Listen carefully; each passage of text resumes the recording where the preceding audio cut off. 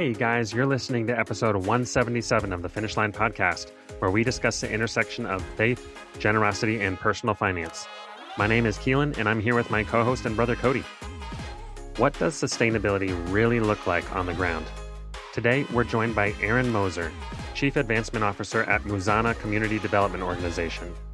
Erin helps lead the vision behind Musana's enterprise-driven model in Uganda, where schools, hospitals, and businesses work together to restore dignity and create lasting opportunity. She carries a deep conviction that generosity should be catalytic, rooted in faith, and aligned with God's design for local ownership. Erin invites givers and churches to move beyond charity towards partnership, trusting that communities flourish when empowered to lead their own future. If you long to see lasting impact, this episode's for you. Before we get started, I just want to ask one big favor of you guys. If you've been listening to the show for some time and want to support what we're doing, one very easy and free way to do that is to leave us a review on Apple Podcasts. Just write whatever you like about the show and you'll help others find us. And of course, don't forget to subscribe to the show so you're the first to know when new episodes come out. And with that, let's get started. All right. Well, we're excited to have Erin Moser here today with us. Erin, thanks so much for being with us. It's great to be here. Thanks for having me. So why don't you start us off just taking us back to the beginning? What was life like growing up, and how did you first come to know Jesus personally?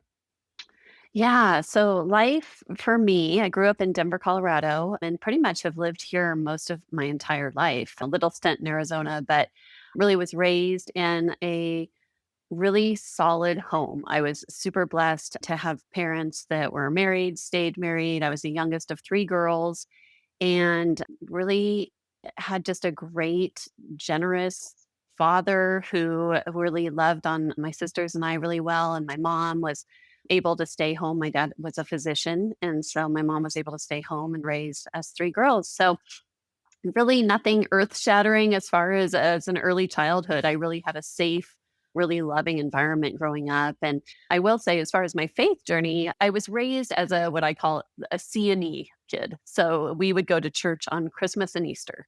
And I thought I was a Christian because I wasn't Jewish.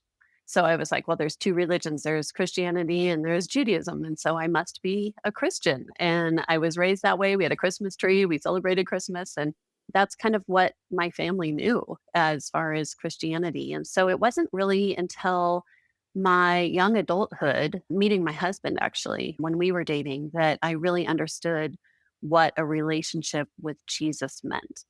And he was instrumental in that, but also his parents. So it was really sweet when we were dating and it started looking like we were going to really end up together. His dad flew out to Colorado from Arizona and took me to lunch. And it was the longest lunch of my life, but it was the most impactful lunch of my life because he shared with me his journey into his walk with Jesus and really taught me like, this is a relationship. Jesus is your friend and Jesus is someone who walks alongside you that you speak with daily and that you accept and you invite him to be a part of your life. So that's really when the light bulb went off for me and I really, accepted Jesus as my savior. So, Aaron, tell us a little bit about what your plans for your life looked like before you met Jesus personally, and then how that started to change the way you saw things afterwards. Yeah. So went to the University of Colorado in Boulder and had a degree in journalism. So was really focused on advertising, marketing, journalism, and wanted to really get into that field. And somehow along the way shifted a little bit into a sales career. So was really focused on how can I make as much money as possible and probably that's why I changed my focus was really just chasing money, chasing, wanting to make as much money as possible. So I got into copier sales, was my first job out of college selling copy machines. And then after a couple of years of doing that really hard work, I went into pharmaceutical sales and did really, really well. And that was pretty successful in the pharmaceutical sales industry. And that's right around when I met my husband. And, I would drive so much for closing a sale and getting a big deal. And as my faith got a little deeper and deeper, my husband said, what do you really want to do? And at the time, I thought what I really wanted to do was stay home and raise babies because that's what my mom did. And that's very important, meaningful work. But that's really where my next step was staying home and raising babies. And I know that is only one part of what you do now. Where did God start to draw you into the nonprofit world? Yeah. So in 2008, my kids were 2, 4, and 6. So I was raising some young kids, and we were going to a church that I absolutely adored, and our pastor had decided to leave and take a lead pastor position in Bel Air, California. And I was just devastated because he really was someone who was instrumental in building out my, faith journey. And so my husband and I were church shopping, church hopping around, talking to friends, just, where were they going to church? And so we stumbled upon a smaller church in the area and showed up, and it was only God. I totally believe God just had us there for that one service because as we were sitting in that service, I was sitting in the pews and they had invited a young 20-year-old girl up on stage who had just started an organization in Uganda and started telling this story. I mean, her voice is shaking. She has no idea what she's doing. And she said, I was always taught to be God's hands and feet. And I took an internship out in Uganda and fell in love with an orphanage and these kids that were being mistreated. And my heart was broken for them. And so I decided I'm going to stay and I'm going to rescue these 80 kids from this orphanage. And I turned to my husband and I said, "Oh my goodness, like, how can we not get behind this?" So that was, 2008. And here I am 17, 18 years later. So that was the beginning of my story. Yeah, so an experience like that can really mark us, and at the time, we don't know it's the beginning of a journey, but that's clearly been the case for you. How did you and your husband actually decide to respond to what you saw on that Sunday morning? Yeah, so I think, up until that point, we were young, we were raising kids, we didn't have a lot of extra resources, a lot of disposable income. But when we saw this opportunity, and it was just a small sacrifice, it was give monthly to this organization. And at the time, it's very different today, but at the time, it was a child sponsorship model. So they had cards out on the table with all of these different children's faces and said, sponsor one of these kids and give them an opportunity to go to school and to have a future and a different life. And so we went out in the lobby and grabbed a card off the table. His name was Alex. And we didn't know anything about him. His birth date was on there, and it actually happened to be the same birthday as one of my boys. And so I thought, well, that's kind of Wow.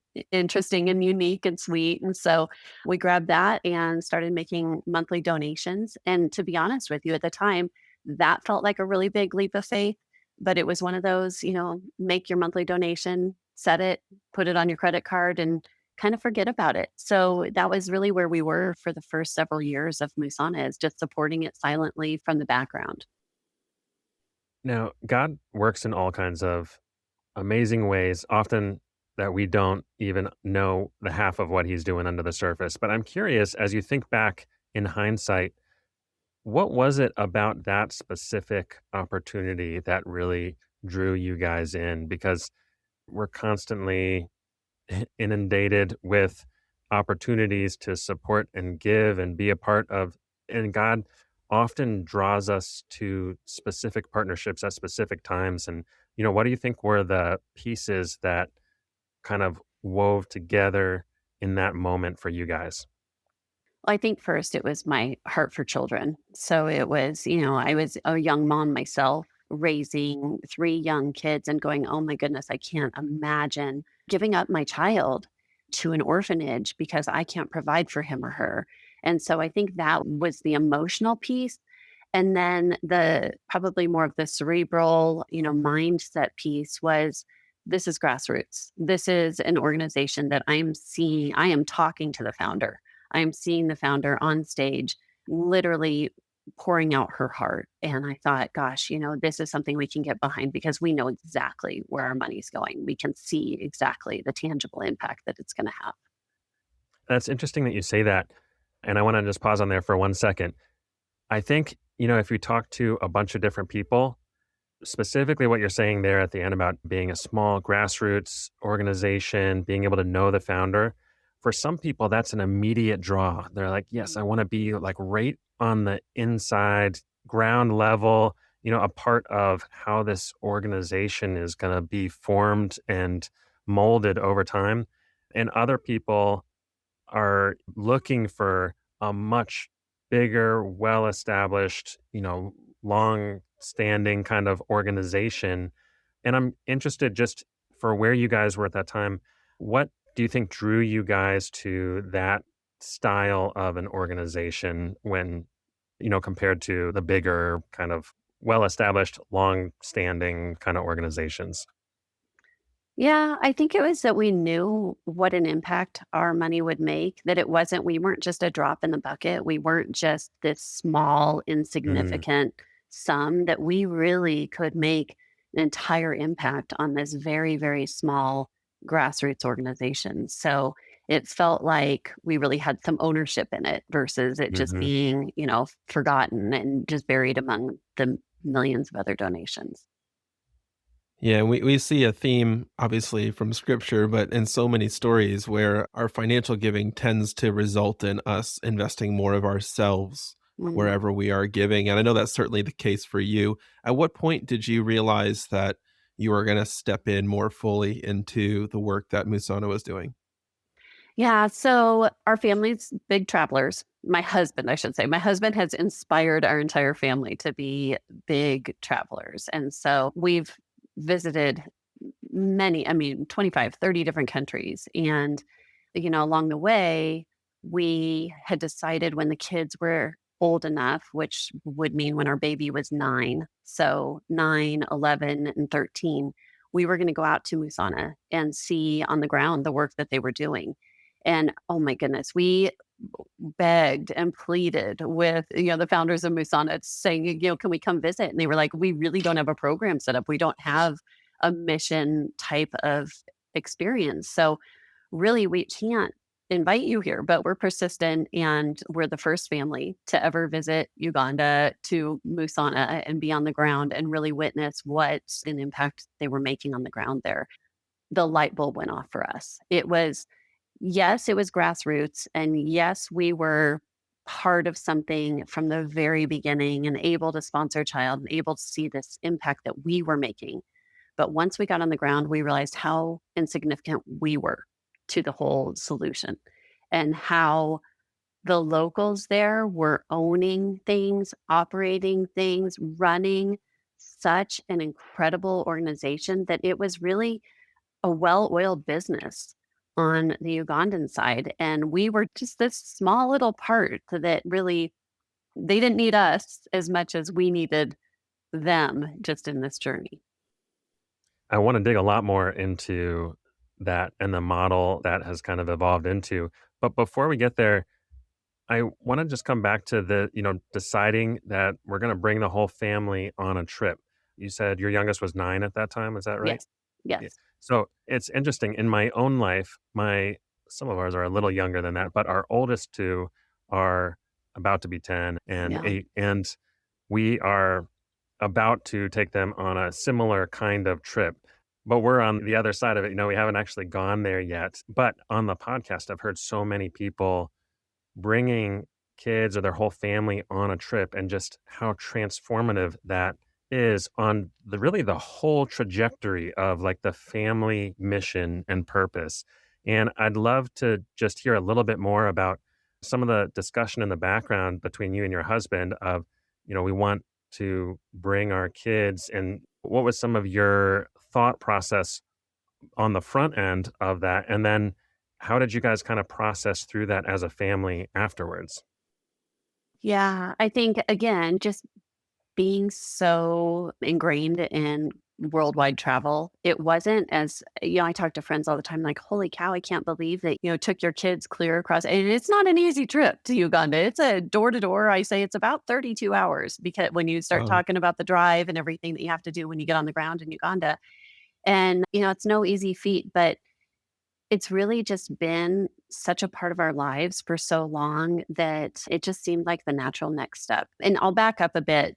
Our kids went to a private Christian school, elementary school, And ironically, because, with our founder being from Colorado, I guess I should say that, ironically, we attended a fundraiser with Matthew West, the Christian singer songwriter, and he had written a song about Musana.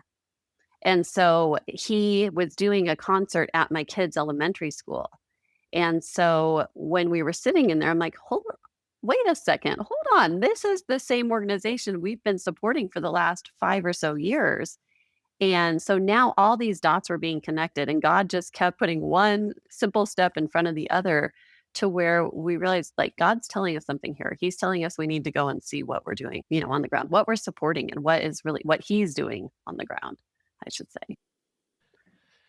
Yeah, Aaron, we'd love to hear a little bit more about the founding of Musana. And it sounds like you were involved very early on, but what did it actually look like from the organizational side? What was the development of the model to what you see today?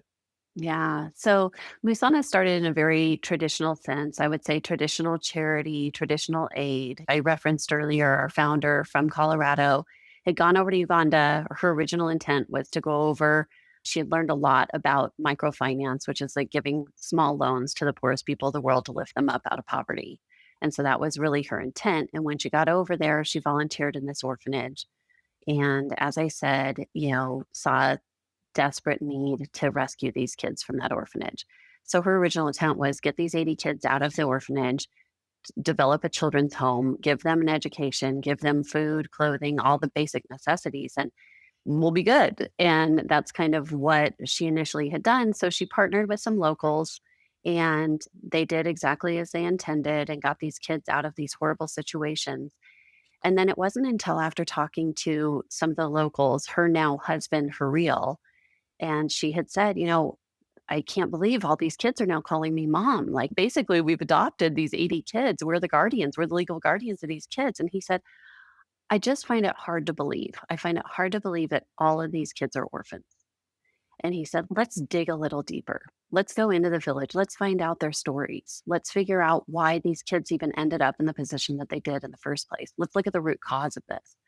So they went deep into the village and found out that the majority of these kids had living relatives, some of them even living parents. And the reason that they were in the situation that they were is because the parents didn't have the money to support their kids and weren't able to give them the life that they so deserved. And so they thought, well, it's better for us to give up our kids to an orphanage that's supported by Western aid than to have our kids live under our roof. So literally, they would go to their homes and there would be grave sites. They had makeshifted grave sites to say, this is the tombstone of the kid's mom or dad, when the mom is standing right there, just so that there was this deception and this deceit because they knew that the Western aid and the money would stop coming over if they knew that these kids still had parents. So we always like to say orphanages create orphans. And it's a really hard reality, but it's true in a lot of situations that we have created the Western mindset. We want to help, and it's all well intended, but we want to help. And instead, we end up hurting because we're literally contributing to the problem when we give to certain organizations that are in this, in an orphanage position. So that was the start of some really deep uncovering for Musana. Fast forward, we realized, the root cause of all of this is poverty. So going back to what do we need to do to really alleviate poverty? Well, job creation, right? You look at any developing country and they're never, I mean, economists say this all the time, no developing country will ever lift themselves up out of poverty by charity alone. $1.2 trillion has been given to Africa over the last 30 years, yet many places in Africa are worse off than they were 30 years ago. And the reason is there's no substantial economy in these developing areas. So we looked at how can we develop economies of scale? And so Musana shifted their model from a children's home to a community development organization. And we have 6 core enterprises that we use into a community. So we go deep into the villages, into these rural communities that are, really impoverished, and we provide education, healthcare, We've got nursery and primary schools up to high school. We have a hospital. We have women's training centers. So those women that were giving up their kids before, now we give them a job. And when we can train them in a skill and allow them to start a job, they can now pay school fees to send their kids to our schools. So we have the Women's Empowerment Center, we have hospitality, so we have hotels and restaurants. So all of these, when we put all of those enterprises into a community, what we see is an entire community thriving. So you see these businesses that are generated. You see infrastructure. Now all of a sudden you need roads to get there. So there's the road company that's coming in and paving roads and building out an infrastructure. We need clean water, so we start building wells. It starts building. The woman on the side of the road selling her tomatoes now has a school to sell her tomatoes to. So it builds these micro economies within the community.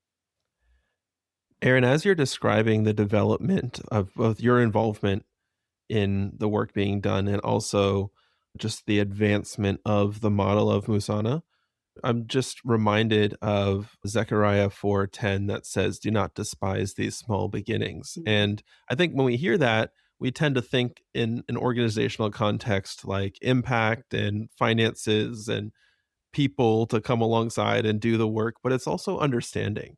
Yeah. And I think it's really notable. You said when on that Sunday morning when you first learned about Musana, the founder said, "I'm staying." That Mhm. was a massive act of faith, and there wasn't a fully refined model that was approved by experts in the field. It was just, I have to get involved. I have to do something. I'm going to respond. And in your own story, you made a similar decision. We're going to respond. We're going to step into this. And that act of faith led to the opportunity to grow in understanding and obviously an impact in so many other ways as well. But I just think it's really significant to say yes when those invitations are placed in front of us and it's so clearly from the Lord. And he confirmed it in such creative ways with the song and again for you. But Yeah. I know the years that you all have been growing in your understanding of how to really serve and love people in these communities. Mm. It is through trial and error to some extent. And I'm curious, what were some of the harder lessons that came from that ongoing learning? Yeah, I think, we've made every mistake in the book. I mean, one of those very first mistakes, at least this is the way we feel, is the child sponsorship model. And, I know it's doing something great. And I know there's lots of child sponsorship models out there. For us, it just didn't seem like the most productive way and the most dignifying to start Musana. So I would say that was one of the very early mistakes is just creating a child sponsorship model. And, my mistake was saying yes and saying I'll sponsor a kid. And the reason that we see that as a mistake is it doesn't really give dignity to the local community. It's saying you can't help yourself, you can't provide for your own child. So let's let someone who is from the West, doesn't even know your child, but we'll let them come in and we'll let them sponsor or, pay for your kid to go to school. How dignifying is that to a parent? Would we want that here in the US? Would we want someone else, a perfect stranger, to come in and provide for our kids? Probably not. So that was a mistake. Another mistake we made was we thought that Musana would be really strong in doing a farm. So we got the infrastructure in place and, had cows and cattle and chickens and all the things. And it wasn't sustainable. It was extremely expensive in these rural communities to have all of the livestock and to have all of the food supply and everything else. So we pivoted and shut it down. And so that's what I really admire about the Ugandans. And when I say we, it's not me, it's the Ugandans that are really building this out. And they know best. They know what works in their community and what doesn't. And I think we've all learned along the way to stop imposing our Western ideals and our Western values and our Western business models into a community that we have no idea about. So it's really learning together and being in partnership together with what's really going to work in their landscape. Yeah, it's very interesting to see the whole process of how God has kind of led the whole organization and all of the partners and community to kind of grow together. Are you guys replicating this in many communities in Uganda right now? Yeah. So, because our model is sustainable, and I'll explain a little bit about that just so that it makes more sense. So, everything I do is just raising capital for infrastructure. That's it. So, I'm just asking for money from our supporters to build the quality infrastructure on the ground in Uganda. Once that infrastructure is in place, so the schools, the hospitals, the hotels, the restaurants, the women's empowerment centers, once those are all in place, within 3 to 5 years, they're sustainable. So and what I mean by sustainable is literally another dollar doesn't need to come out of the West to run the operations. We're paying for all the salaries. We're paying for any kind of operational cost is coming by locally generated income. So once that local generated income can sustain an operation, there's really no reason. People always ask, well, what's your exit strategy? Well, it's pretty simple. Once it's sustainable and profitable, we can move on into other communities. So God has a really big, lofty goal for us to be in 10 communities by 2032. Right now, we are just getting into community number 4 and 5. So we've got 3 fully sustainable operating communities, and we just started with some schools and 2 new communities. Yeah, that is really exciting to hear, and I think a great proof of concept that it's replicable in multiple communities, I guess, within this larger culture. Now, you mentioned quite an infrastructure there as part of this model, which obviously makes sense in developing an entire community, but I'm sure that can't all happen simultaneously. So, as you look towards a new community, what is kind of the stage process of getting things up and running? Where do you focus first? What kind of landmarks or benchmarks are you looking for to know, you're ready to move on to the next stage? And, what does some of that look like? Yeah. So, Uganda is a very high population of youth. So obviously education is a desperate need. And if you look at, the government education there is really poor. It's, a classroom is one teacher to 80 students. They're sitting on mud floors. They're not, not even in desks. So they're really not getting an education. So private education is really big in Uganda. So we always start with education because it's the most widely accepted, widely adopted. We have communities coming to us like, just everyone wants a Musana in their community. So that's an easy entry point. So we'll start with a nursery and primary school. And then once that's up and running and the community kind of gets their feet wet with a school and getting to know Musana, the quality and the affordability, we then put in a hospital. And this is a fully comprehensive hospital. So we have inpatient beds, we do surgeries, we do maternity, as again, because Musana's population is so widely children, there's a lot of births that happen. And so the maternity care that we can provide is incredible for the community. So they're desperate for that kind of care. So we build a hospital. Then we typically build the high school because all those kids that are graduating out of the nursery and primary school need a place to go to further their education. And somewhere along that way, we usually start needing a hotel and a restaurant.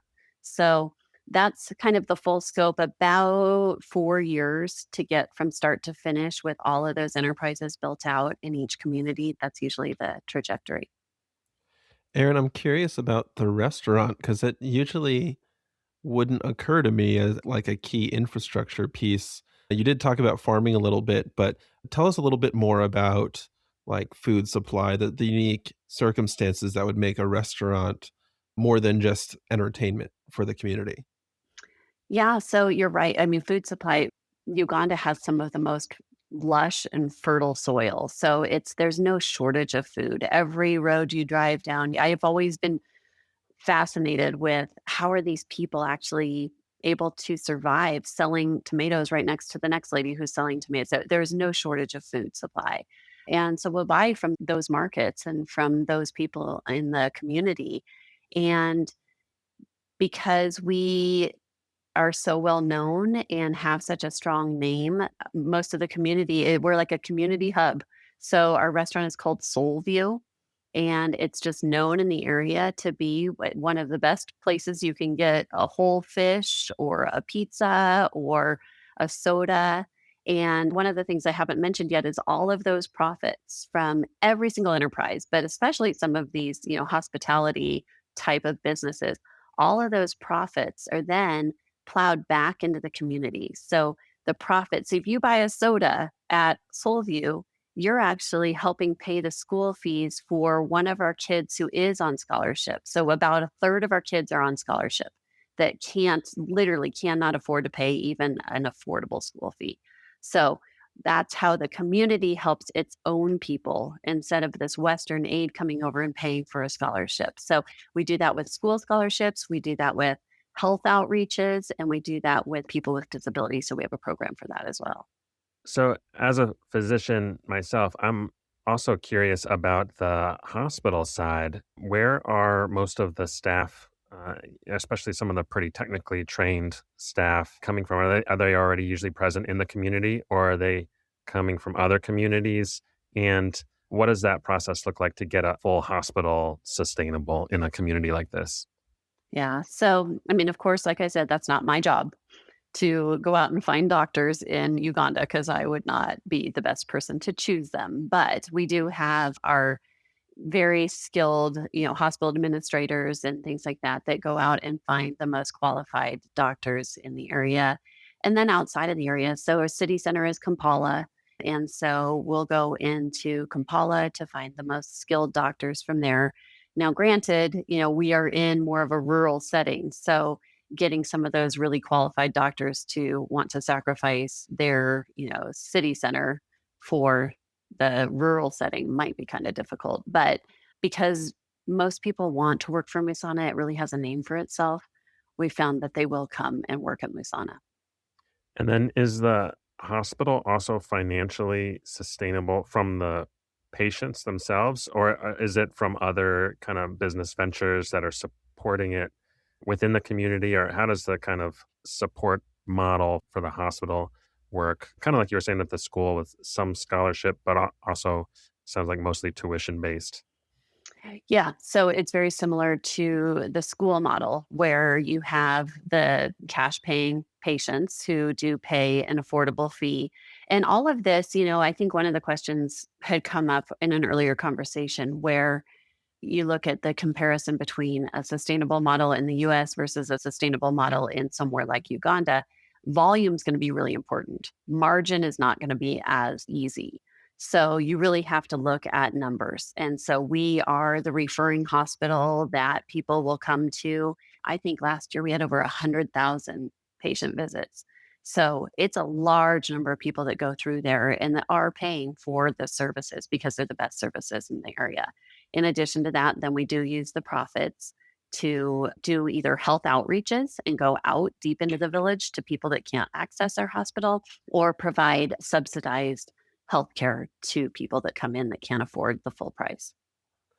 So, Aaron, in your role talking to people who have financial resources that can help build infrastructure and expand the impact through Musana, I'm curious to hear what you've learned coming from that original experience of we write a check to sponsor a child that we haven't necessarily met to now partnering with people, I imagine across the country, if not across the world, to come together with Musana to have a transformational impact on these communities.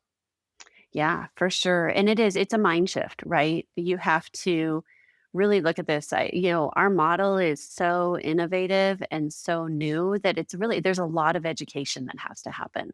So we're constantly educating our supporters and our donors and really having to shift their mindset away from them being the hero and into God being, of course, the biggest hero in this story, and also the locals, letting them be the heroes of their own story and letting them own and be responsible for their own successes. And that's really when I think for a lot of my donors, I have the most success with the really financially astute donors, it seems like, that have strong faith because they can see I wouldn't run a business like this at home, a charity type business, but how can I run a really smart, responsible business. And so I really try to challenge my donors to really think, I know you have your investment capital and I know you have your philanthropic capital. So why would you treat your philanthropic capital any different than you would your investment capital? Really think through, can you multiply this capital and can you see it really grow? And another comment about that too is the sustainability. I think so many times that word is a buzzword. A lot of people use sustainable. But the question I have to ask my donors is, if you were to walk away, if the donation stopped, if you stopped your donation, would this organization still survive? Would they continue going on? Or would they have to shut their operations? Would they have to close that program? Well, we don't run programs, we build infrastructure. So once that infrastructure is in place, the organization is still going and still thriving.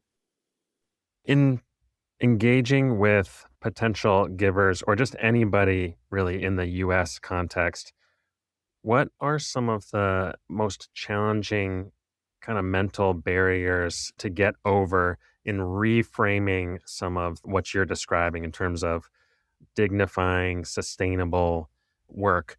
And how do you try to help people make those connections so that they can start to see helping a community out of poverty in a whole different kind of light? Yeah, I think I'll use an example for this one because this happened to us a few years ago and it was really hard. It was a hard decision we had to make, but we had a organization come to us and say, we want to give you $1 million. Like, wow, that was a huge gift for us back then. And we said, well, tell us more. What are you thinking? And it was an organization that comes into a community.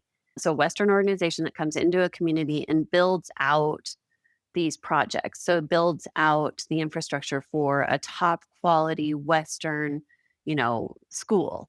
And so they would build it out for you and then they would leave. And that was the $1 million was $1 million school. We'll build $1 million school for you in Uganda. And while that sounds amazing, when we looked back at it, we're like, no, thank you. We'd rather take the money or not at all. Because when you're coming into a community and you're building the school, you're putting people out of work. You're coming in with your equipment, with your materials, with your employees, and the rest of the community is left out of the entire picture. And so we don't want to create joblessness in communities. We're job creators. So when a donor comes in and has their idea of how they want to contribute and they want to have their stamp on something, or even if they want to have a plaque on our building, we have to say no, thank you, because it's not about them. It's about what is best for this community.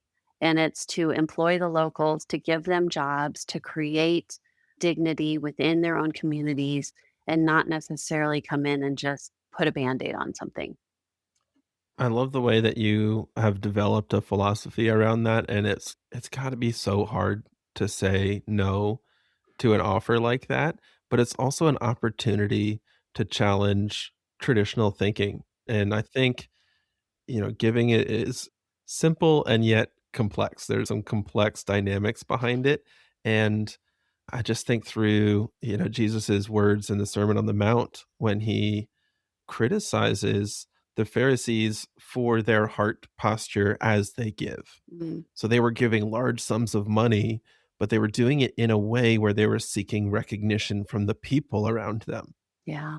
And I think that's what Jesus was really getting at is your motivation for making a gift. It was more apparent to him than the actual size of the gift. And we see him celebrate the widow's mite, Yeah. which was relatively small, but her heart was in the right place. And we get to read about that thousands of years later. I'm curious, it can be tricky to measure impact because, like you said, there's so many different dimensions that you may not even realize are happening as you step into a community. But what are some of the things that you celebrate when you see? There are a lot of impact numbers. There's a lot of areas where because we are so holistic in nature too, it can get tricky because we could measure hundreds of things, literally of things. People say, well, I want to support clean water. I'm like, well, guess what? every community, we have water wells because we need to have clean water in each of these communities. We can look at the number of patients that we served. We can look at birth rates of the children that have been born in our hospitals that otherwise may not have survived a birth. We can look at the schools. We have the highest quality of schools in the district. So we're always ranked number one, two at the lowest in all of our schools. So we see the test scores and we see that these kids are getting high quality education. And then just even seeing the stories. So these kids that were the first 80 kids that were rescued from that orphanage are now, you know, either off to university. Some have come back and are working at Musana. Some are doctors. Some are pharmacists. Our founders were walking through a nearby city center about an hour away from the original campus. And they looked in this building and they see Sam, this kid working on the electrical of the building in the city center. And they said, Sam, is that you? He was one of the original kids who would have had no chance at success.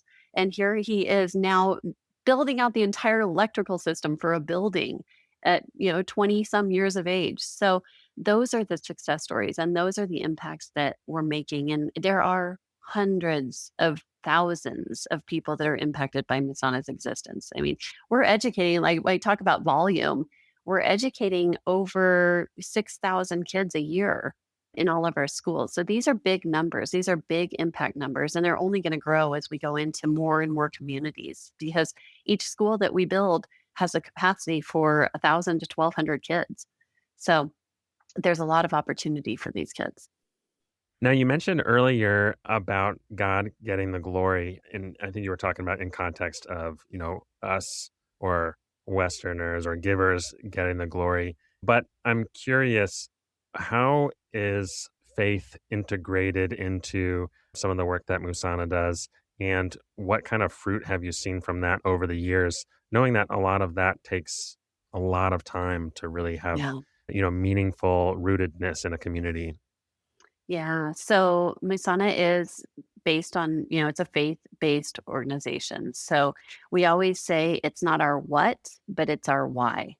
So Musana, our why is that we are the hands and feet of Jesus. And so we are going to do everything to disciple to those people that are in our communities, but also just to uplift the most poor in the world. And, the Bible has how many callings? Over 2,000 to help the poor.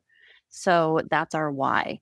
And it's rooted in everything that we do. And our original community, it's called Uganda, is a predominantly Muslim community. So we've entered into an area where, predominantly all they see is, these Muslim mosques and things like that. But Musana has come in and we have chapel, we have Bible study, we have chaplains on every campus. We have church services, probably my favorite thing whenever we visit Musana because these kids are just on their hands and knees, just worshiping Jesus like nothing I've ever seen before. And it's the closest you'll ever feel to heaven when you're sitting around, 1,000 kids worshiping Jesus and just with tears in their eyes and just so authentically worshiping our creator. It's really beautiful.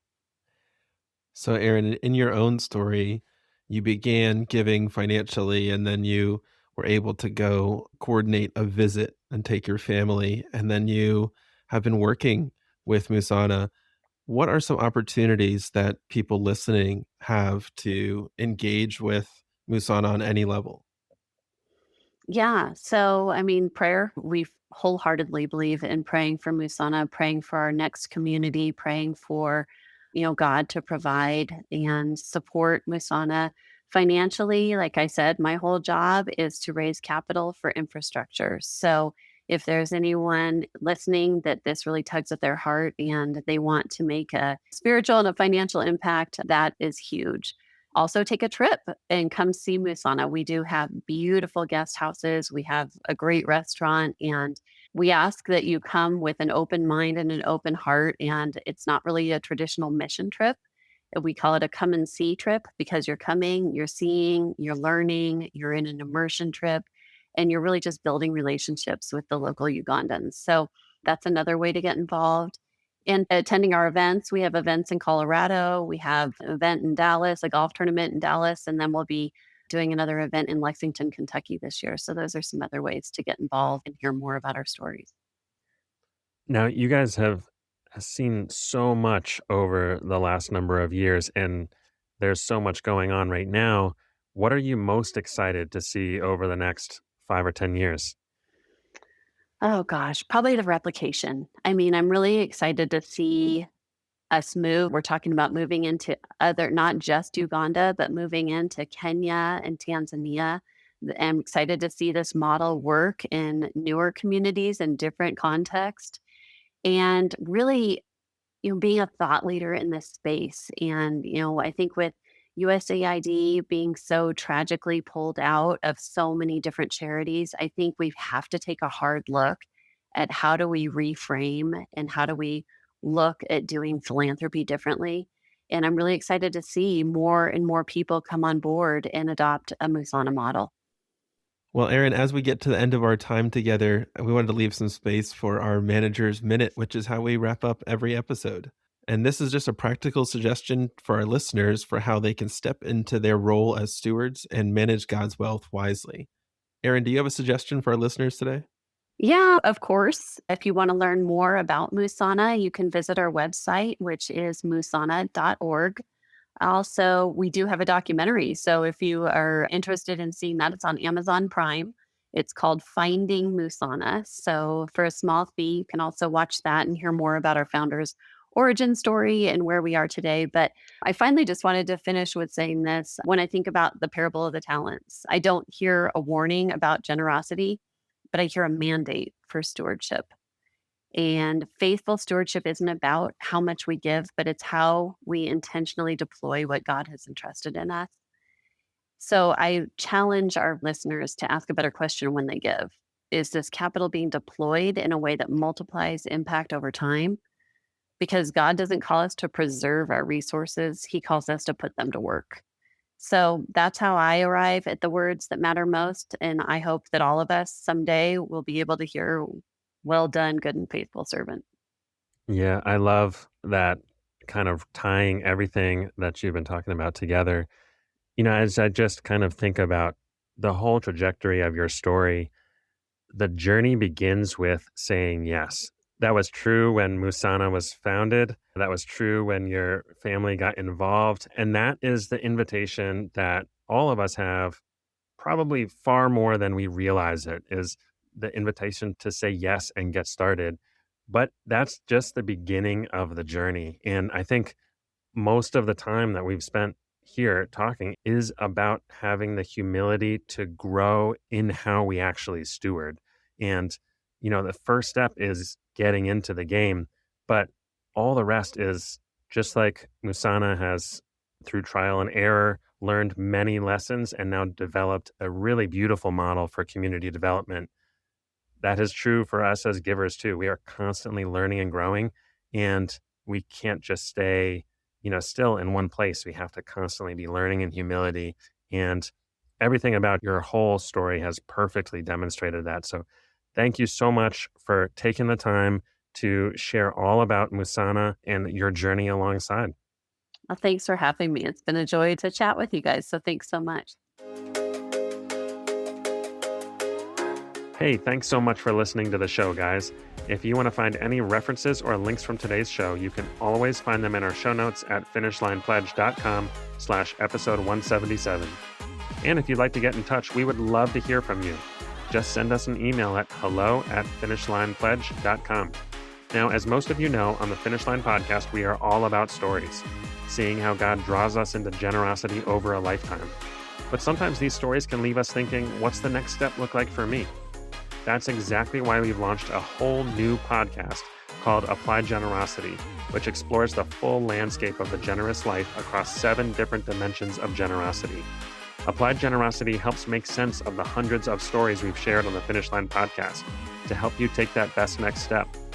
If you've been inspired by these stories and want to take things to the next level, check out Applied Generosity anywhere you listen to podcasts or at appliedgenerosity.com. That's all we have for today. We'll see you next time.